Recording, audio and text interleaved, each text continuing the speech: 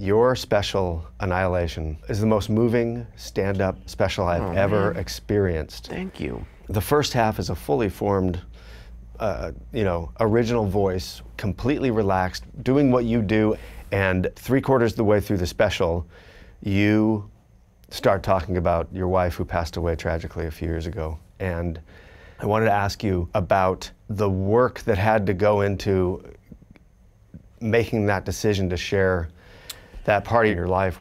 It was,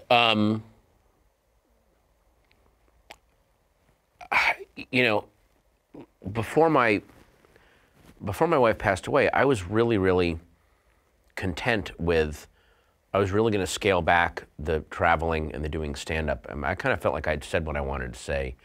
And she, her writing career was really, really taking off. And I was very, very content to just stay home, maybe just start writing screenplays, acting in stuff that's shot in LA, being with our daughter. I was just, that's where I was going. And then suddenly she just, she passed away, and I'm like, there were like 3 months where I just had no idea what to do next. And what was most scary was, after about a month of it, I didn't care that I didn't know what to do next. I was just I was trying to make myself this painless android. Wake up in the morning, make Alice breakfast, get her to school. I would park near her school and just sit there and read. And then at 3 o'clock, I'd pick her up from school, bring her home, do homework with her, make her dinner, get her to bed. Same thing next day. Like, that's all I wanted. I didn't want to think about anything,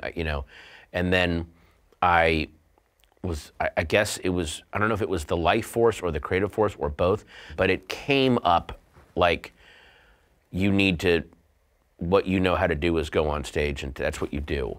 So if you were a guy if you built homes, you'd have to pick up a hammer again because you have this daughter to take care of now. It was all about, you got to take care of Alice. So find a way and also I was very much like, if I go on stage and people are going to be so disgusted. How dare you?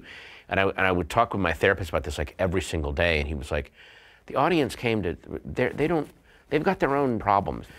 They'll forgive you. You're supposed to, that's what you do, So I started doing, this is like in August, my wife passed away in April, and then late August of that year, I just started doing open mics around LA. Like, could I physically just get on stage? The first couple times I just went on stage and just started talking about how she had passed away and how I was dealing with it. And there's no jokes. I just wanted to go, can I stand on stage and talk about this? And then I was like, I think I may have a set. And then Netflix was like, we'd love another special out of you if you think you're up to it. And then what was weird was, by the time I got to tape the Netflix special, which was June of the following year, I had gotten the set to where I could actually kind of perform it. And there were a couple of times where I just did new material and did not mention that my wife had passed away, didn't talk about that at all.